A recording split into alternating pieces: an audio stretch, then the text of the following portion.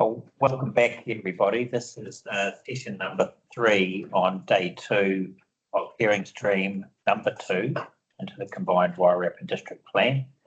We're dealing with centres and residential zones predominantly in ring, and we're halfway through the submitters scheduled to appear today. And in that respect, welcome Mr. Lewandowski on behalf of Somerset Group Holdings Limited.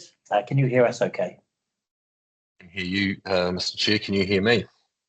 We can indeed. Now, Mr. Lewandowski, I had the benefit of being one of the commissioners on the private plan change that involved the Hespear Oaks Development Precinct. A fellow panel members didn't, and I wonder whether you might give a little bit of context before ground running of the changes that you would like to see made to precinct number 3. Certainly, sir.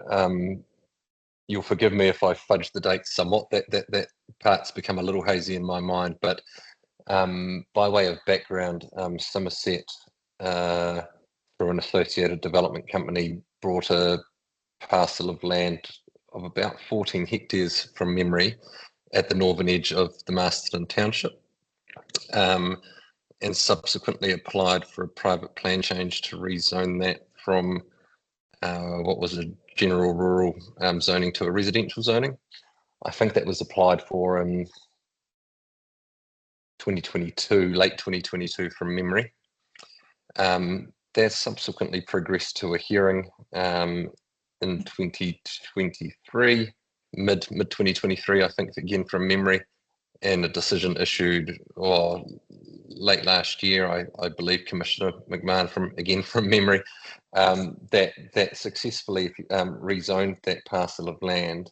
And what it also did was brought in a suite of site-specific provisions, including a outline development plan, which is effectively a concept plan for how that site was laid out, and then some specific provisions relating to how a retirement village would be advanced on that site in terms of the specific rule and policy framework.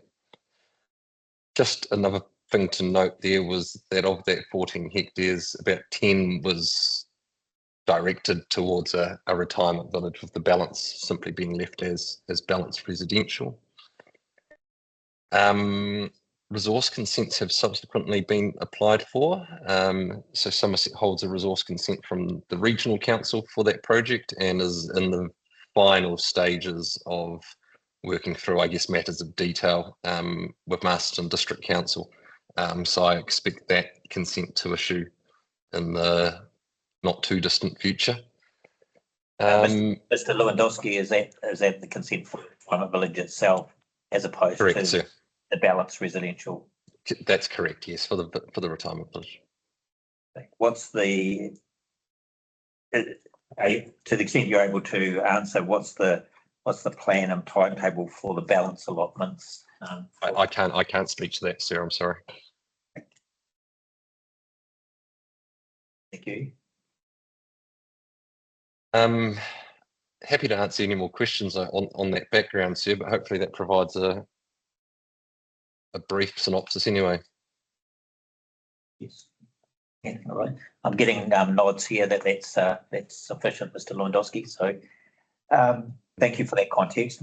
Now, probably what can be best described as a matter of odds and sods that your submission addresses. Do you want to take us through those matters that you've outlined in your evidence?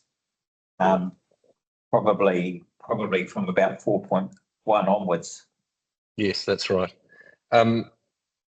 Just to say at the outset, sir, that the Somerset submission itself was a bit broader. Some of those matters are simply not being pursued in evidence. So really the focus of evidence has been on ensuring that that plan change, as confirmed, was appropriately transferred into the PDP. I think your odds and sods characterisation is fairly accurate, Mr. Chair. It really is matters of labelling and just ensuring an appropriate transposition from one to the other. So things like, for instance, references to a structure plan should be to an outline development plan, or where it's been written as outline plan, outline development plan. A minor amendment to a policy to remove subdivision, which is again just carrying over the approved status quo, if you like. Matching matters of discretion from one plan to the other, that's rule R1, sorry, precinct 3 R1. I think importantly in terms of that rule precinct 3 R1, there's a deletion there, which would have had the effect of providing for any other activity as a discretionary activity. The sort of operative position was that the precinct provisions applied in addition to the underlying zone, and that's been dealt with by Ms. Wheatley very helpfully. So we're in agreement with that position. And again, just an associated change to a standard, which is just again getting a correct transposition from one to the other. Sort of, I've already suggested Ms. Wheatley has accepted all of these matters, and that is supported by Somerset. Well, that addresses Somerset's concerns, sir, and I'm in support of the recommendations she's made. Did you want to comment on the further submission in relation to the Wakako-Taki?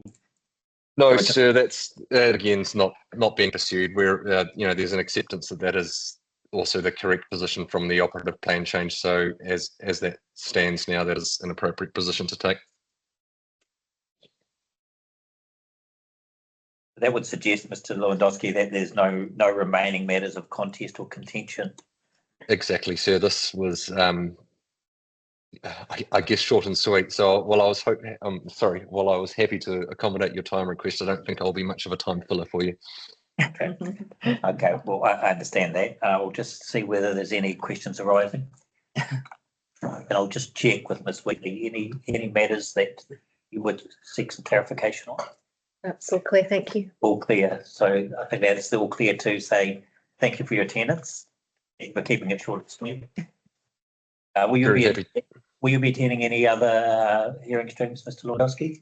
At this stage, sir, it looks like not. But we'll be keeping a live eye on 42A reports as they arrive. But this may be the one and only. Okay. Well, we wish you well. Thanks again for your attendance. Thank you for your time.